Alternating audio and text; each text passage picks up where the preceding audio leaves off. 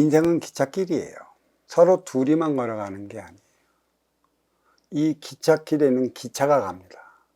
이 기차에 무엇을 싣고 갈 것인가죠. 어떤 이들은 그래요.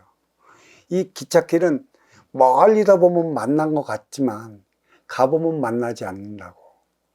개체이자 주체, 너는 너로서 너의 삶을 살아가야 하는 것이고 나는 나로서 나의 삶을 살아가야 하는 것이기 때문에 만나지 않습니다. 단 하나가 되기 때문에 기차가 다니는 것이죠.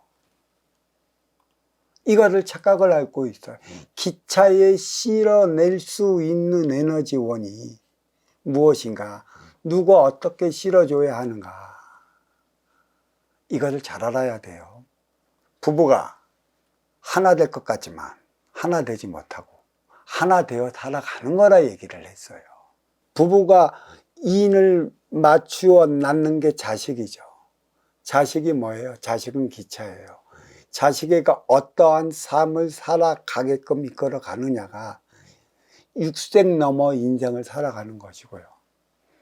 또 민지야 세대, MZ세대에 대한 얘기를 해줬는데, MZ세대가 이기적인 것은 우리 아날로그 베이비 부모에게 가하는 표적이에요.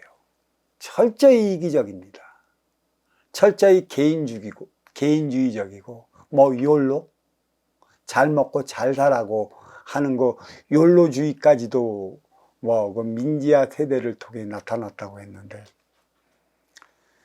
먼저 주고 후에 받는 선순환 행위를 일으키지 못한 우리 베이비 부모에게 가하는 표적의 일환이라. 이들은 갈수록 노인들을 싫어합니다. 그 노인이 누가 될까요? 우리 베이비 부모예요. 왜? 길 가다도 얻어 터져. 그게 당연한 겁니다. 우리를 위해 남겨놓은 게 무엇이 있는가? 우리는 어떻게 살아가야 하는 것인가? 그에 대한 화두를 던져 놓는 게 바로 민지야 세대라는 것입니다. 우리 1대 36년, 3대 108년. 우리 1세대 1대 36년 동안에 이 땅에 일으킨 게 육성물질 문명이에요. 1대는 기계식이죠. 이들은 하늘에서 그만한 기운을 부여받았기 때문에 일으킬 수 있던 경제라는 얘기예요. 그래, 피꼴로서 또 온몸을 다 던져 자식 교육에 열을 쏟았고, 또 기계식 1세대는 오로지 삶은 자식을 위한 것에 있었어요. 자식이 잘 되는 게 당신들 잘 되는 그 삶으로 알아왔어요. 오로지 자식만 잘 되면. 1세대 기계식 삶은 최고의 삶을 사는 것이라 얘기를 했고요. 또 2세대 베이비 부모는 자식을 위한 삶을 안 샀습니다. 자기 꿈을 실현하기 위한 삶을 살아가고 있는 게 베이비 부모예요. 자기 꿈을 실현하는 건 무엇이냐? 1대가 마련해온 육생양을 통해 2대는 정신양을 마련을 해야 하는데, 그래서 2세대 아날로그가 마지막으로 낭만을 하는 세대라고 그랬어. 그래서 낭만주의 세대가 아날로그 세대야. 이때는 무전여행도 가능을 했었고, 또 어디 가서 무조건 일 도와주면 밥 먹여주고 흔쾌히 방을 내줘서 잠도 재워줬던 그러한 시대가 있었어요. 왜 그랬을까요? 육생양에 그 쓰임을 다하는 정신양을 마련하기 위한 세대인데, 이들은 그걸 마련하지 못했습니다. 오로지 육생양만으로 부귀영화를 누려야 하는 듯이 살아가고 있어요. 이게 참 문제라는 것이죠. 그래서 1세대는 보이는 물질 육생 문명을 일으켰다면 2세대는 보이지 않는 정신량을 마련해서 부과시켜 나가야 되는데, 지금 2022년 전후가 다가오는 이 마당에 정신량은 오간데 없어요. 그리고 지금 귀촌이니 귀농이니 어촌이니 어농이니 그런 게 좀 많이 일어나는데 그 산속으로 찾아 들어가는 세대가 다 보면 베이비부머 세대입니다. 왜 찾아 들어갈까요? 이들은 그만한 능력이 있고 그만한 기운을 가지고 있고 또 노후에 귀촌을 하고 귀농을 하는 이유는 그곳이 자기만의 왕국이라는 얘기예요.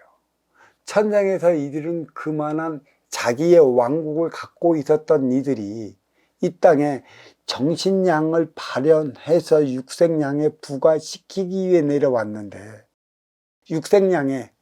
육생량만을 부과시켰다. 그래서 결국은 양양상충으로 말미암아 쏠림이 일어났어요.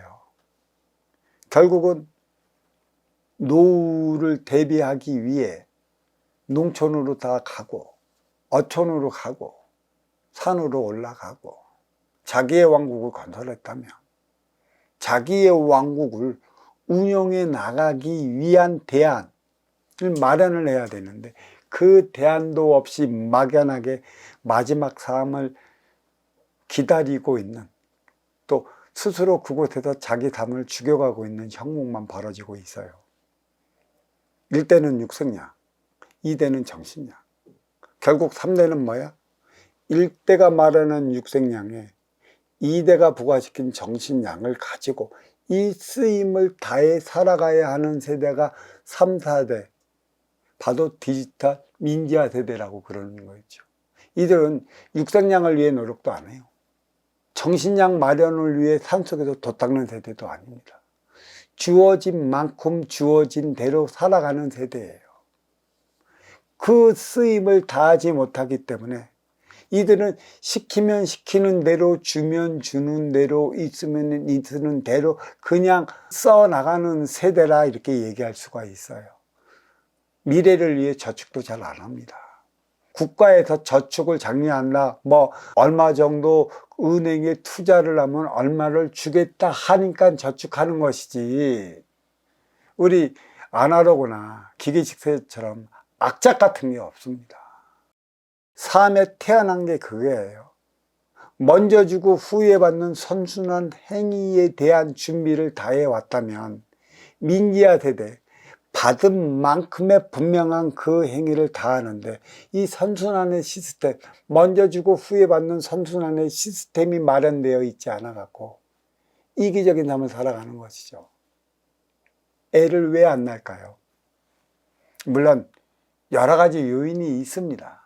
미래에 대한 불확실성, 또 모험, 창조, 창출에 대한 그러한 의욕이 없는 것도 있는 것이고요. 또 이 지상은 인구가 너무 많아요. 뿌리에서 인구 정책이 줄어들면 몸통의 인구 정책이 줄어들어요. 이 지구의 적절한 인구수는 70억입니다. 그것을 맞춰 나가고 균형을 바로 잡기 위한 일련의 과정 이렇게 말씀드릴 수 있는데 문제는 먼저 주고 후에 받는 선순환 시스템을 마련하지 못해 갖고 민지화 세대가 극도로 이기적인 삶을 살아가고 있다. 그에 대한 원망의 화살은 아날로그 베이비 부모한테 다 돌아오는데 그게 표적인 것이라. 먼저 그 위에 상층에 있는 사람들이 그 행위를 다 해야 되는 것이에요. 베이비 부모는 무지 높아요. 기계식 세대, 우리 아버지들보다 높아. 그런 자식 세대보다 높을 수밖에. 최고의 상전이 뭐야? 아날로그 베이비 부모입니다. 내가 그래서 앞선 거에 대해서 얘기를 했죠. 아날로그 베이비 부모는 미래의 씨앗이라고. 미래의 씨앗이 꽃을 펴. 누가? 민지화 세대. 희망의 꽃인 것인데 꽃만 폈지 향기가 없어. 선순환 행위를 못해. 아날로그가, 베이비 부모가 민지화 세대에게 무엇을 얼마만큼 줘야 할지 몰라. 물려줄 것은 돈밖에 없는가? 무조건 돈으로만 밀어주려 하니 되겠어.